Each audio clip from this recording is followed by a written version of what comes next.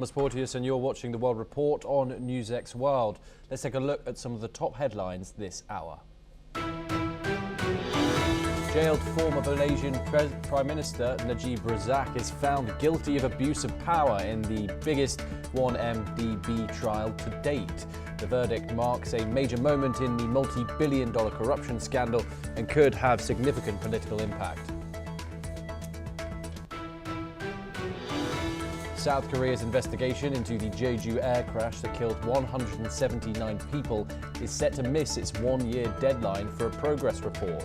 Officials say families are still waiting for answers as they continue to demand clarity on what went wrong.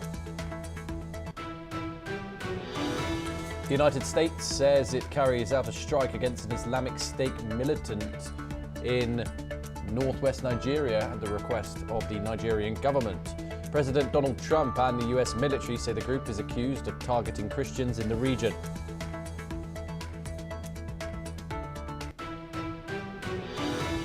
Ukraine's President Vladimir Zelensky says a call with US envoys Jared Kushner and Steve Witkoff brings new ideas on formats, meetings and timing to move closer to peace. He says he passes Christmas greetings to President Donald Trump as Moscow says it is analysing related proposals.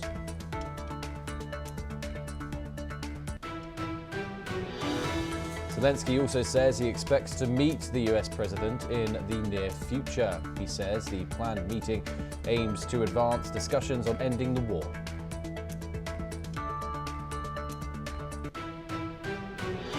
The UAE says it welcomes Saudi Arabia's efforts to support security and stability in Yemen and reaffirms its commitment to backing peace efforts.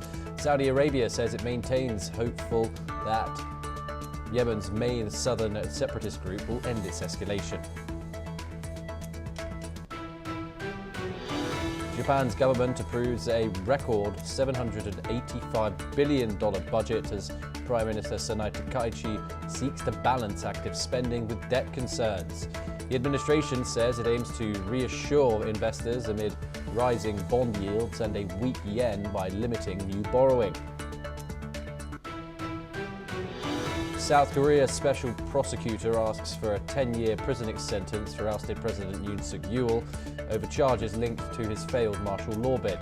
Prosecutors say he tried to block arrest in January by barricading himself in the presidential compound. We start in Europe and we continue our coverage on the Russia and Ukraine conflict. An update. Ukrainian President Volodymyr Zelensky has said in a post on X that the Rostov-Urumov, the Ukrainian Minister of Defense, reported on his contacts with American representatives, and according to Urumov, the highest level meeting between US President Donald Trump and Zelensky has been agreed on. Zelensky and Trump are seeking to align a 20-point peace plan to present to Russian President Vladimir Putin. While the allies have agreed on most items, several issues remain unresolved, including Ukraine's opposition to territorial concessions in the eastern region of Donetsk. Joining us now is Major General Gigi Davidi, an international relations and defense expert, joining us live from New Delhi. Thank you very much for joining us. It's always a pleasure to talk to you. Thank you. Of course, territory is going to be a sticking point in this. Do you think Zelensky, Ukraine, will in fact willingly give up territory to Russia with the amount of pressure it's under now, or do you think it will, or do you think the United States and Russia will increase pressure on Kiev in order to get territorial concessions from Zelensky? Well, Thomas, the war in Ukraine primarily is the war on territory and gaining influence by Russia into Ukraine. So that's where the war started. And Ukraine have fought for almost now 4 years, basically to ensure its territorial integrity and sovereignty. So it's not going to offer a territorial concession on the platter, despite the fact that there's immense pressure from the US and also to some extent by the some of the European Union countries. Right at the moment, if you take the situation on the ground, well, Russia is carrying on intense attacks, aerial attacks on Ukraine, especially targeting the energy infrastructure. On the ground also, Russia has made some tangible gains in the area of Kharkiv, and that's a very, very important piece of territory, because if Russia gains a certain advantage, territorial advantage in the area of Kharkiv, it facilitates the further progressing of operations into Ukraine. In fact, that's a very formidable defense line that Ukraine have been holding. So the point I'm trying to make is that territorial concessions are not going to come very easily. However, there is some, I think, movement on the ground that President Zelensky has said that he will be amenable to having some kind of buffer zone or demilitarized zone, but provided there's a caveat that in case Russia also pulls back from that area, which Russians are not going to accept. So therefore, this sticking point is going to remain. But to my mind, Ukraine may make very small concession, but ensure that its defensives are not compromised, because that is where the Donetsk area is very critical, because Russia wants to gain an edge, or military edge, or the tactical edge, so that tomorrow the operations toward Kharkiv can be orchestrated. So this is where the position is. Yes. But I don't think Zelensky is going to agree to a major territorial concession. However, small concession may be made more symbolic. Thomas. Yeah, and of course, you know, Donald Trump's relationship with Ukraine, Zelensky, has been changing pretty much by the month as his second term continues. Where do you think Ukraine stands now? If this meeting is just in a few days, the Trump administration, of course, has been vocal in its frustration in trying to end this war. It hasn't been able to do it yet. Fighting it still rages on in the east, and civilians are being killed on a weekly basis. Where do you think Kiev stands with Washington right now, particularly in regards to those two men at the center of it? Well, Thomas, the issue is Zelensky is in a catch-22 situation. While he doesn't want to annoy America, in particular Trump, but it also doesn't want to make concession on territory, because that's going to be hugely imposed as far as the domestic audience is concerned.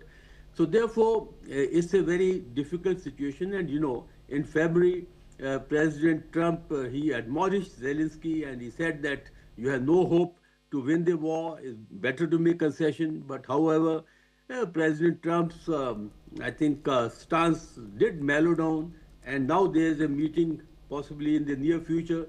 So Zelensky will try to put across his point of view that outright concession may not be possible.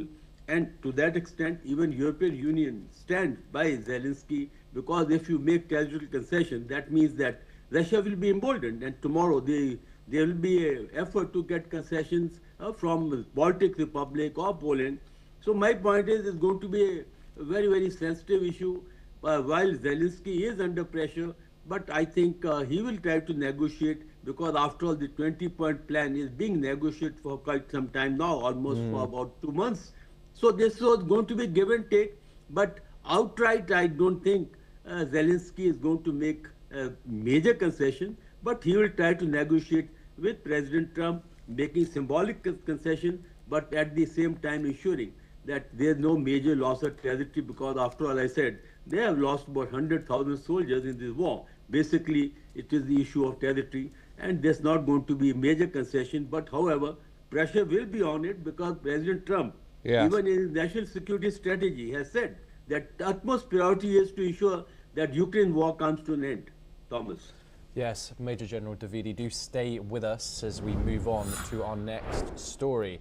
And we move over to East Asia, and China's industrial output is expected to grow by 5.9% this year, according to the Ministry of Industry and Information Technology. This strong growth is driven by sectors like high-tech and equipment manufacturing, which saw increases of 9.2% and 9.3% respectively this year. From January to November, industrial investment rose by 4%, with manufacturing investment growing by 1.9%. Meanwhile, the telecom and software industries also showed strong performance, with revenue increases from 9% to 12%, respectively. Now moving forward, China aims to enhance industrial innovation, focus on emerging industries like aerospace and biomedicine, and rejuvenate traditional sectors through new manufacturing models. Let's take a listen in. 电气、机械、器材等6个行业对工业增长的贡献率达到58.2%。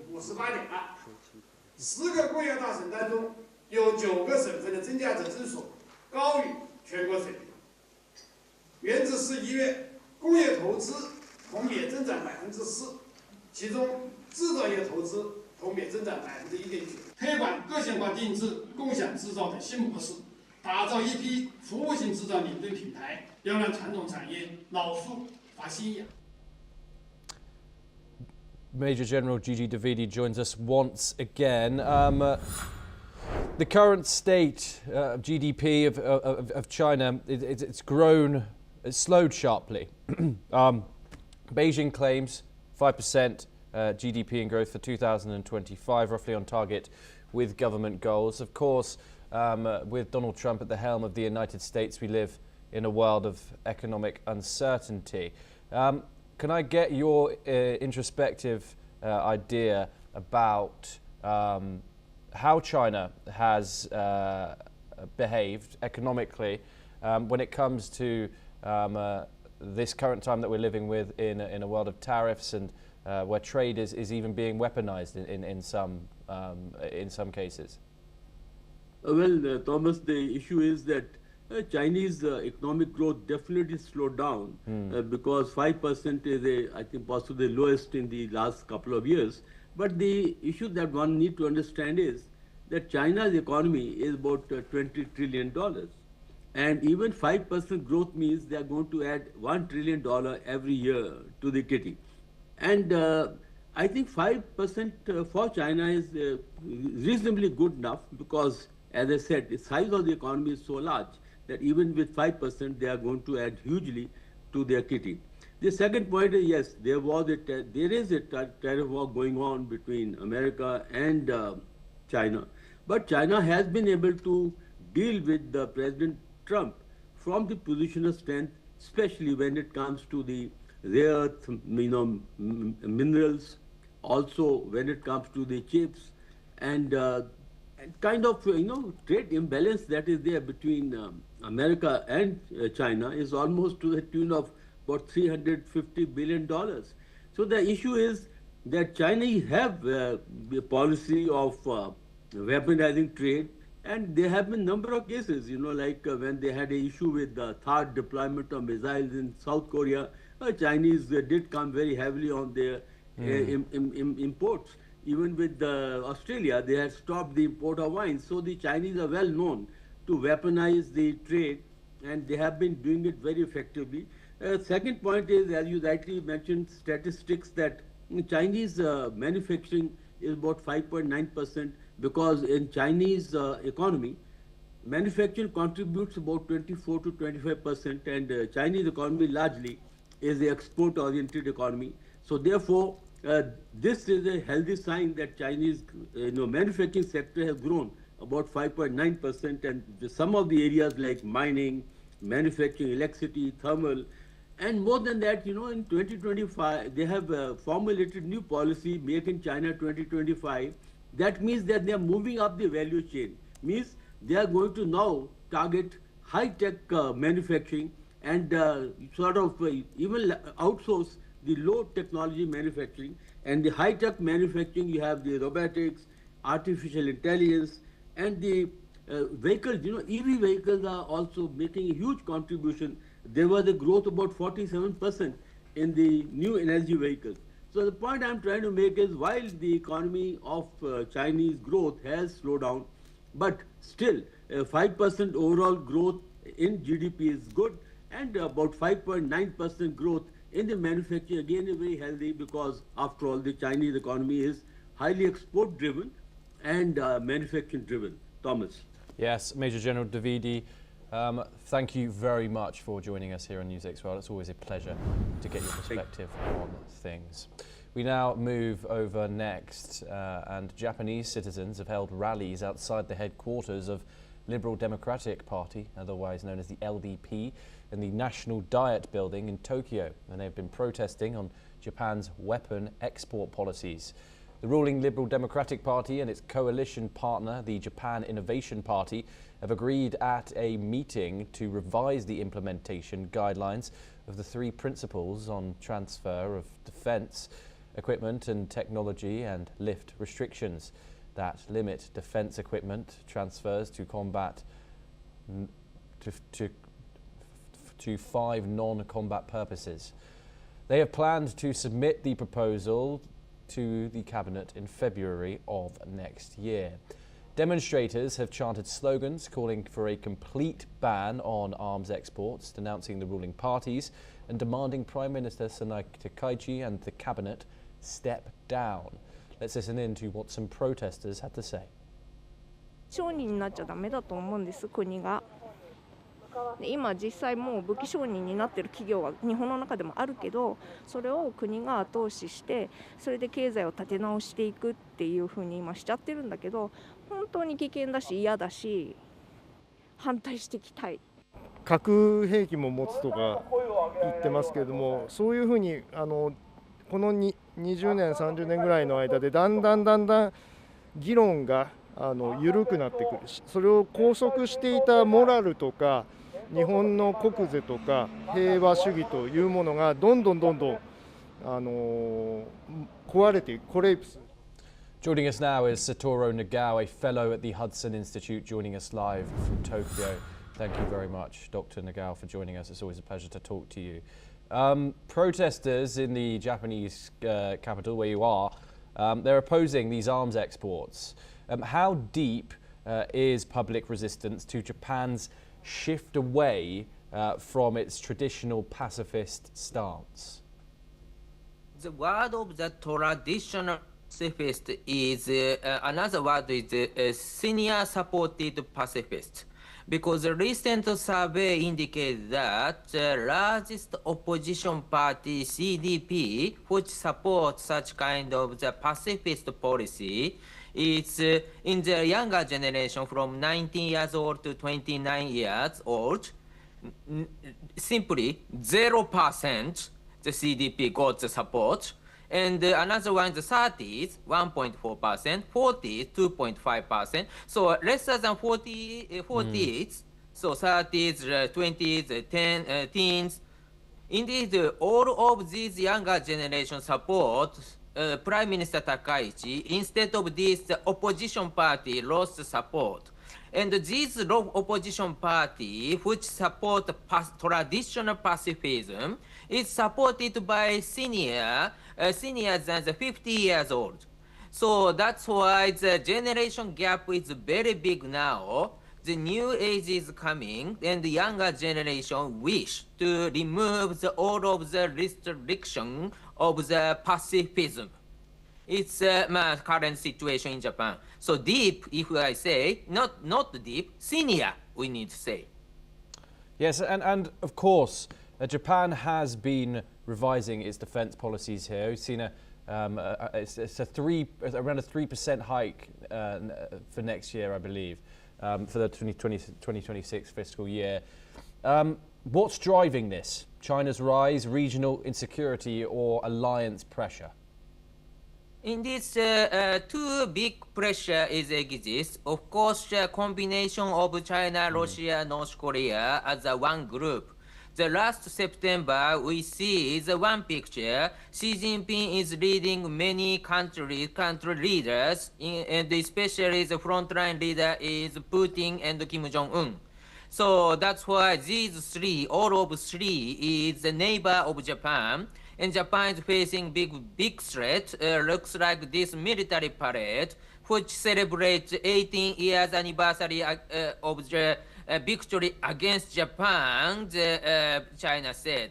So that is one of the threat. But another one is, of course, pressure from the United States. U.S. asked Japan to share security burden by raising the defense budget and sharing the security burden in this region. So, of course, the U.S.-Japan alliance is stable, Japanese believe, but at the same time, Japan need to do more is very clear.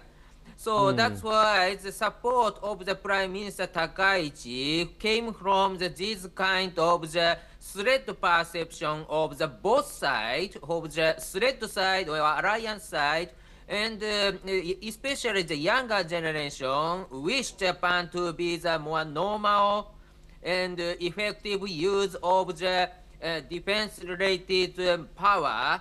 That is current situation. So, but we should not forget one important thing. The Japan's defense policy is cooperative with India, US, Australia, Quad countries or NATO alliance countries. So that's why Japan this right-wing policy is quite cooperative with allies and partners. Yes, Dr. Nagao, do stay with us as we have further updates coming out of Japan and some breaking news coming up next. A stabbing and liquid spray attack has been reported in Japan, and 14 people have been taken away to a hospital after the incident. The stabbing reportedly took place at Japan's Shizuoka prefecture at a factory at around 4:30 p.m. local time. A company official at Yokohama Rubber Mishima plant in Mishima City, Shizuoka prefecture, reported that at least 5 or 6 people had been stabbed with a bladed weapon and that a liquid had been scattered at the site. The police have said that the suspected attacker has been taken into custody and an investigation is now underway to determine the details of the incident. Dr. Nagao joins us once again. We of course don't have many details about this, but what's history told us, essentially? When attacks like this happen, or if they do, what will the immediate police response be? Obviously the crowd and the Japanese people will respond in a certain way. What is likely to come out of this? Currently, information is limited. What happened exactly is not easy to get, but at the same time, we can guess that most of the worker in Japan is Japanese. So that's why if the perpetrator is Japanese and the victims are also Japanese, in this case, this is not a terrorism, this is a crime, just a crime. Because if this is, for example, extremism based on religion or based on the other something background, in this case, there's a possibility this reason of the incident could be the more political. But at the same time, there's a high possibility that this is the incident between Japanese and Japanese. This means that this is just a crime, not terrorism. Yes, Dr. Nagao, thank you very much for joining us here on News 8's World. It's always a pleasure to join you, and of course, here on the channel, we'll continue to bring you all the updates coming out of that developing story in Japan. Okay, we move on next and to Southeast Asia. And Myanmar's military is pressing ahead with the first phase of an election on Sunday, a move analysts say is aimed at gaining foreign legitimacy after years of international isolation. Junta chief Min Aung Hlaing seized power in a 2021 coup and has since faced a nationwide civil war. Analysts say the vote is an attempt to create political leverage over ethnic armed groups and the National Unity Government, which leads the resistance. Voting will take place in 3 phases, covering just over 200 townships out of more than 300 nationwide. The military has acknowledged the election cannot be held across the country because fighting continues. Critics and diplomats say the process is unlikely to bring stability or win recognition abroad, describing it as a military-controlled exercise with a civilian veneer. Resistance groups have said that they will continue their struggle regardless of the outcome. 6 parties are contesting the polls, including the military-backed Union Solidarity and Development Party, which is widely expected to win, potentially allowing Min Aung to assume a civilian role. Let's take a listen in to what Lalita Han Wong, a lecturer at the Faculty of Social Sciences at Kasetsart University, had to say on the issue. In military point of view, to find an exit, to be able to identify the end state is extremely important. You know, in the last couple of years, we have seen the decline of the military junta, the decline in military strength from the Burmese side.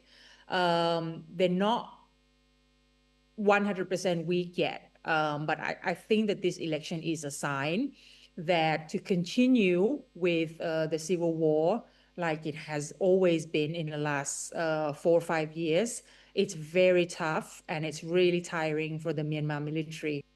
So now, in order to partially end this war and in order to have a sort of political leverage with ethnic groups and more importantly, NUG, the resistance group, the main resistance group in Myanmar, it's very important to bring the country back to a normal state. I'm not saying that after the election, Myanmar will return to normal, but this is from the point of view of the military junta. At least something will happen.